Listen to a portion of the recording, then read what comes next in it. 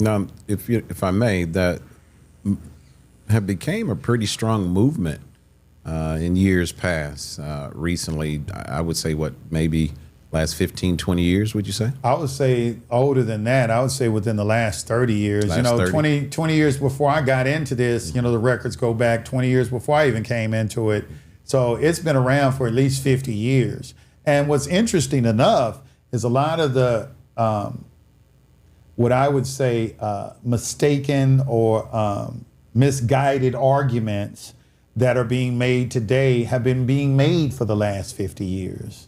Why do you think that's the case? What is the motivating factor for so many different moving parts? I know maybe some 15 years ago, I myself really analyzed a lot of the information and saw some practical application, but yet also saw some theoretical information. The theoretical information is the information that you have to scrutinize, because usually it is the product of an individual who does not comprehend what he's reading. Okay. If you just want me to be blunt.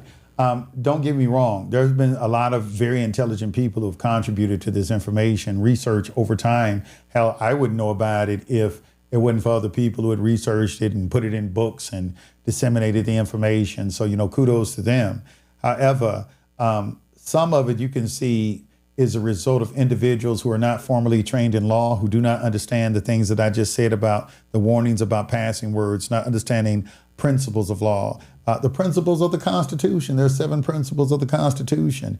I remember when a sheriff deputy, he said this to me.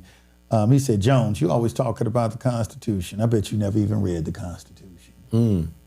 And I hadn't. But I made a promise that night, and I read it, that he wasn't going to catch me ever again.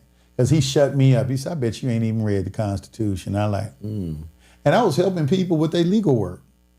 Not understanding the Constitution. I hadn't even read it. But that night, I read it. And what really jumped out at me were 3 articles in particular. In Article 1, Section 8 of the Constitution, which are the powers that are delegated to the legislature. And that's Article 1, Section 8, Clause 3, which is the Commerce Clause. Article 1, Section 8, Clause 9, which allows the legislature to constitute tribunals that are inferior to the Supreme Court. And Article 1, Section 8, Clause 17, that marks out the jurisdiction of the United States and all their insular possessions: Guam, Puerto Rico, American Samoa, the 10 Mile Square in Washington, D.C., and all the forts, magazines, and courthouses, as well as the Social Security number. Okay, so that all that falls within their purview. So after really, really to understand this space, there's a lot you have to understand. Right. You have to study the law. Correct. And I mean the law in the way they teach it in law school, just to understand this private information. And I think that's where a lot of people get off track. But a lot of people are not willing to do that for the mere fact that they don't believe that the laws are really apply in certain scenarios of this space. And that is a result of that. Several factors play a part in that, but you're absolutely right. That is what they think. And that was alarming to me because I really didn't understand, because I was never following anybody in this space, because when I learned it, I learned in jail. Okay. So I wasn't following anyone. I had to do all my research myself. I had to be accountable to myself. I had to look up the definition of words. So I did that for 31 months. And after that, I'm already conditioned to do everything myself. I'm not dependent on somebody else getting information for me. I know how to find the information myself. So that's what kind of individual I was. And so I never succumbed to other individuals' interpretation of things. And just to highlight this, I remember I was in college, right? And I've always remembered this was a life lesson to me. I was going to night school with some other military guys, and we were all studying to get our not our A+ certification, but we were all trying to play on computer networking and things. We were in computer field. We were tech guys. And everybody was very intelligent. And we had a study group. We all studied together. And our professor, he gave us a quiz, and he gave us the questions. He didn't give us the answers, but he did give us the questions. So we all took the questions, and we went over the questions together as a study group and went one by one through the questions and decided on what the answers were. Okay, so we came to this one answer, and everybody in the group said, this is the right answer. And I just knew it wasn't. I said, that's not the right answer.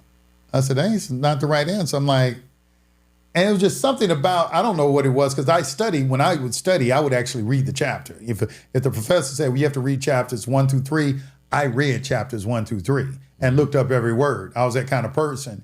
And so I was on the dean's list and everything. So it was just something about, though, my intuition and also my knowingness is like, nah, that's not the right answer. I said, I think it's this answer right here. Mm-hmm. They argued me down.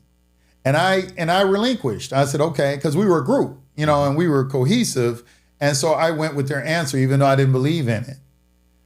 And so we take the test, we get back our test, and we all miss it.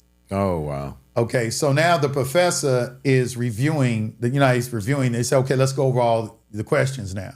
And so he's going through the questions. So then he gets to this question. And before he can talk about it, I raised my hand and I said, Professor, I just want you to know I did not want to say that was the answer. They forced me into doing it. They all looking at me in class too.